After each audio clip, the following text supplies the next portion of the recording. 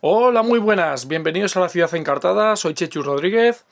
Hoy os traigo Millefiori. ¿Y de qué va Millefiori? Pues en Millefiori vamos a recrear maestros vidrieros de la laguna de Venecia.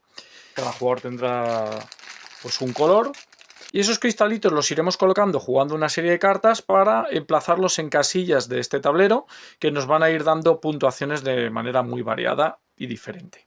La partida dura un número indeterminado de rondas y cada ronda va a tener un conjunto de turnos que va a variar dependiendo del número de jugadores. Si estamos hablando de 2 jugadores, cada ronda constará de 3 turnos.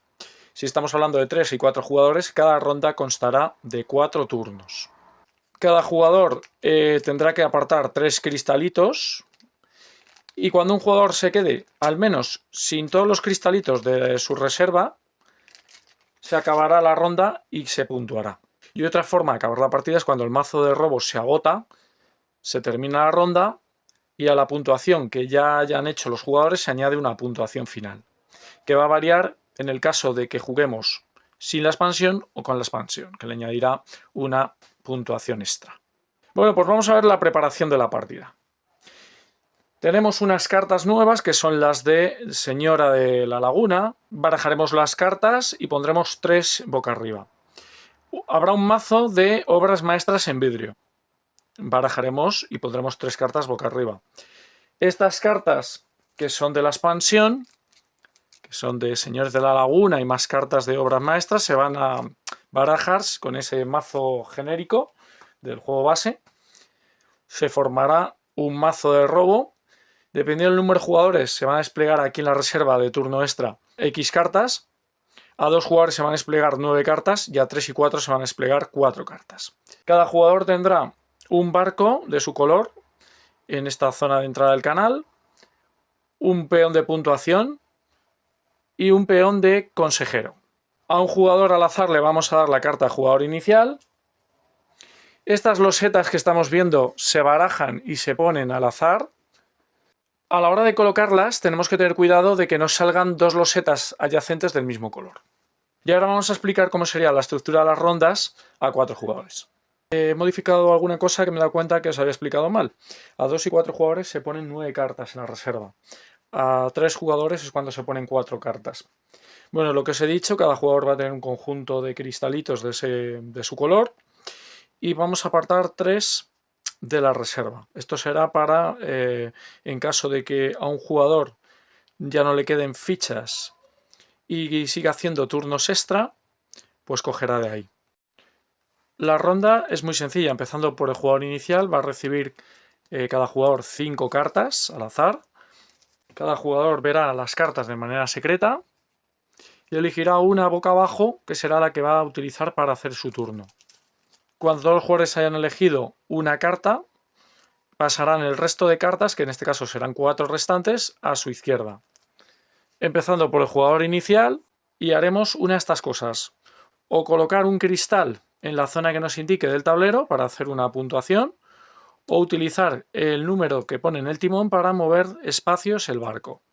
Los espacios por los que pasemos no nos va a dar bonificación, será donde terminemos y podemos acabar en un sitio donde haya otro barco. Una vez que el jugador haya hecho su turno, echa la carta a un descarte. Cuando todos los jugadores hayan hecho su turno, se procederá al siguiente turno de la ronda. Con el resto de cartas restantes elegirá una carta boca abajo y los demás jugadores harán lo mismo de manera simultánea. Así hasta que cada jugador tenga 2 cartas en la mano, una la utilizará para hacer su turno y otra la dejará en la zona de reserva. Cuando estamos jugando a 2 jugadores, cada turno va a constar de 3 rondas. Por lo tanto, de las 5 cartas, las últimas 2 restantes van a ir a la reserva. Una vez que la ronda haya terminado, el jugador inicial va a pasar hacia la izquierda. Cada jugador recibirá otras 5 cartas. Se irían procediendo a hacer rondas hasta que un jugador se haya quedado sin cristales, que se completaría la ronda, o hasta que el mazo de robo se haya agotado, que se completaría la ronda también. Se puede jugar de otra manera las rondas. En vez de elegir de manera simultánea una carta, cada jugador va a ver sus cartas y cuando le toque jugará una carta. Eso le permitirá reaccionar a la carta que haya jugado el otro jugador. Cuando jugamos una carta para colocar ficha, pondremos uno de nuestros cristales de la reserva en la zona correspondiente. Y ese espacio, lógicamente, no se puede ocupar por otro jugador. Ya les voy a explicar las diferentes cartas de las distintas zonas de puntuación. Si jugamos una carta naranja, tenemos que atender al símbolo en el que vamos a colocar el cristal. Con esto colocaríamos un cristalito nuestro en un símbolo de ese tipo, es decir, aquí, aquí, aquí, aquí. No hace falta que sean correlativos ni que estén adyacentes. Ahora ganaremos un punto por cada cristal que tengamos adyacente al que acabamos de colocar, incluido el que acabamos de colocar. Aquí ganaríamos un punto, inmediatamente lo puntuaríamos.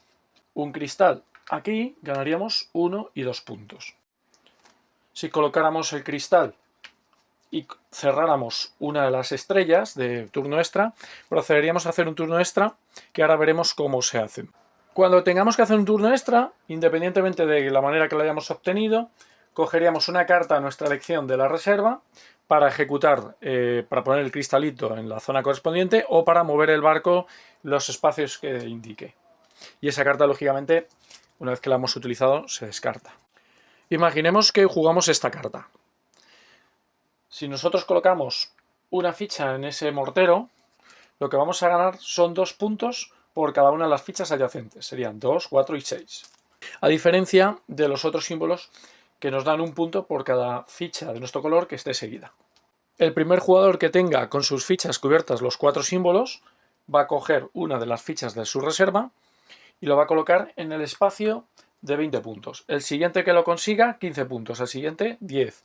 Esos puntos serán para final de la partida. Si jugamos una carta morada, tenemos que tener en cuenta estos espacios.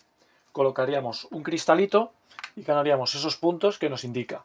Serían 2 puntos. Si colocamos otro cristal, vamos a ganar el montante más el anterior. Sería 4 más 2, 6. En este caso, si el rojo se pone ahí, ganaría 3 puntos. Si el amarillo se coloca aquí, solo ganaría 5 puntos, porque ya no estarían seguidos esos. Cuando un jugador consigue cubrir con sus fichas 3 cifras distintas, da igual si son seguidas o no, gana un turno extra. Con 4 cifras distintas, va a colocar una ficha de su reserva en el espacio que esté libre. El primero 20, el segundo 15, así como estamos. Y cuando un jugador con sus fichas cubra 5 cifras distintas, conseguirá el otro turno extra. Si un jugador utiliza una carta azul clara para colocar una ficha, tiene que cubrir uno de esos símbolos que corresponda a la carta.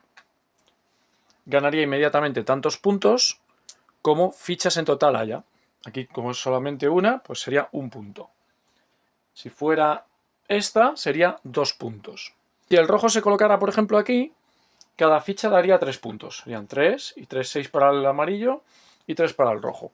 Como al colocar la ficha le hemos dado más puntos al rival, hacemos un turno extra. Si el rojo se coloca aquí, cada ficha da 2 puntos, 2 y 2. Como no le hemos dado más puntos a nuestro rival, no haremos el turno extra. El primer jugador que consiga los 4 símbolos, independientemente en qué fila, pues ganará 20 puntos. El siguiente 15, el siguiente 10 y recordar que estos puntos son para final de la partida.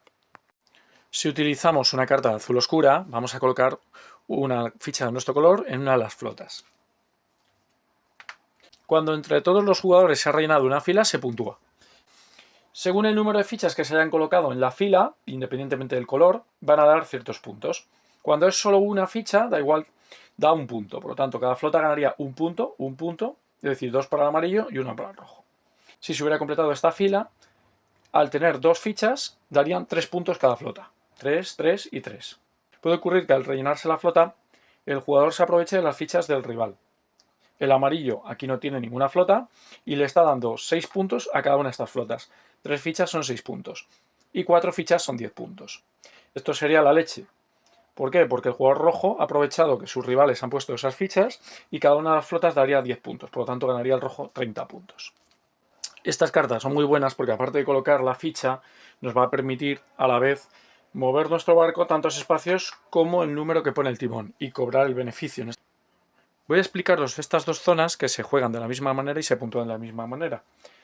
Si jugamos una carta, por ejemplo verde, jugaríamos aquí abajo y podríamos colocar una de nuestras fichas en cualquier icono.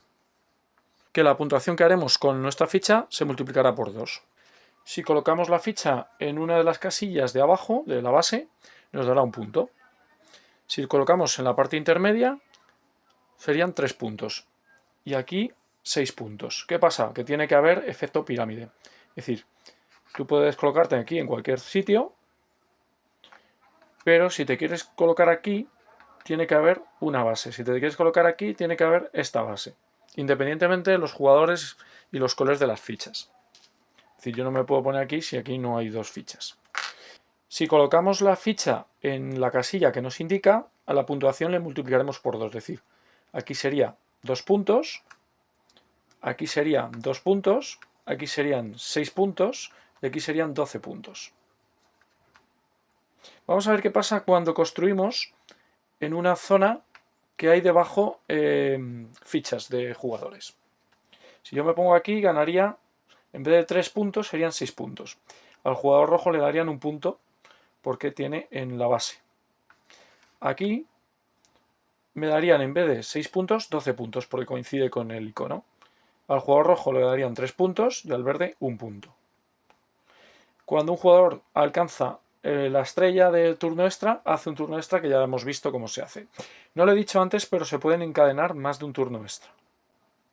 Por eso también tenemos estas fichitas en la reserva, apartadas, por si nos quedamos ya sin fichas, que sería al final de la partida, se completaría la ronda, pero mientras tanto podríamos hacer turnos extras utilizando esas 3 fichas que hemos apartado.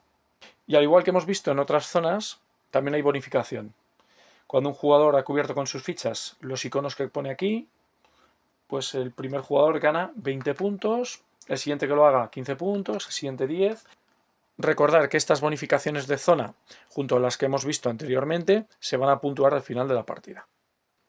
Y ahora con esto ya tendríamos todas las partes del tablero como se puntúan. Ahora vamos a ver la expansión. A nuestra mano pueden llegar cartas de Domino o Señor de la Laguna. Avanzaremos nuestro peón de concilio tantos espacios como flechas indique. Sería pues 1, o en este caso 2, y ejecutaríamos la acción correspondiente.